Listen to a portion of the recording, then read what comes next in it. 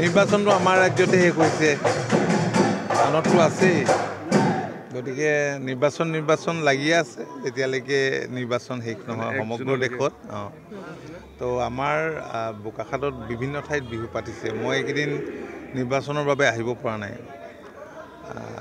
আৰু বেয়াও লাগি আছে। এতিয়া আজি আহিলোঁ আৰু এইখন কেন্দ্ৰীয় বসন্ত উৎসৱ ইয়াত বোকাখাতত কেন্দ্ৰীয়ভাৱে ইয়াত উদযাপিত হয়।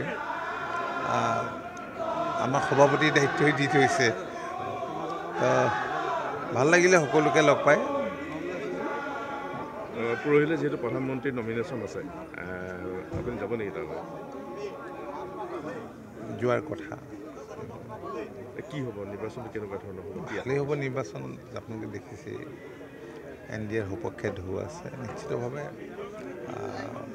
নৰেন্দ্ৰ মোদী ডাঙৰীয়া তৃতীয়বাৰৰ কাৰণে প্ৰধানমন্ত্ৰী হ'ব, সেই কথাত কোনো সন্দেহ নাই। নিশ্চিত আৰু বেছি আসন লৈ দেশৰ প্ৰধানমন্ত্ৰী 400+ যিহেতু কৈ থকা হৈছে। হয়,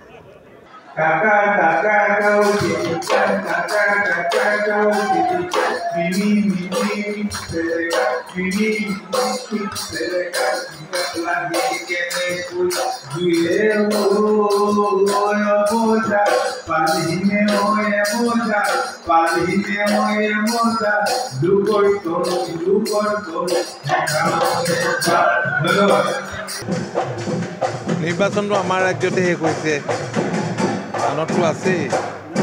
গতিকে নিৰ্বাচন লাগিয়ে আছে এতিয়ালৈকে নিৰ্বাচন শেষ নহয় সমগ্ৰ দেশত। তো আমাৰ বোকাখাতত বিভিন্ন ঠাইত বিহু পাতিছে। মই এইকেইদিন নিৰ্বাচনৰ বাবে আহিব পৰা নাই আৰু বেয়াও লাগি আছে। এতিয়া আজি আহিলোঁ আৰু এইখন কেন্দ্ৰীয় বসন্ত উৎসৱ ইয়াত বোকাখাতত কেন্দ্ৰীয়ভাৱে ইয়াত উদযাপিত হয়। আমাক সভাপতিৰ দায়িত্ব দি থৈছে, ভাল লাগিলে সকলোকে লগ পাই।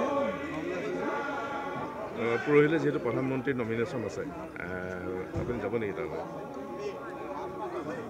যোৱাৰ কথা। কি হ'ব নিৰ্বাচন, কেনেকুৱা ধৰণৰ হ'ব? ভালেই হ'ব নিৰ্বাচন। আপোনালোকে দেখিছে NDAৰ সপক্ষে ঢৌ আছে। নিশ্চিতভাৱে নৰেন্দ্ৰ মোদী ডাঙৰীয়া তৃতীয়বাৰৰ কাৰণে প্ৰধানমন্ত্ৰী হ'ব, সেই কথাত কোনো সন্দেহ নাই। নিশ্চিত আৰু বেছি আসন লৈ দেশৰ প্ৰধানমন্ত্ৰী 400+ যিহেতু কৈ থকা হৈছে। হয়।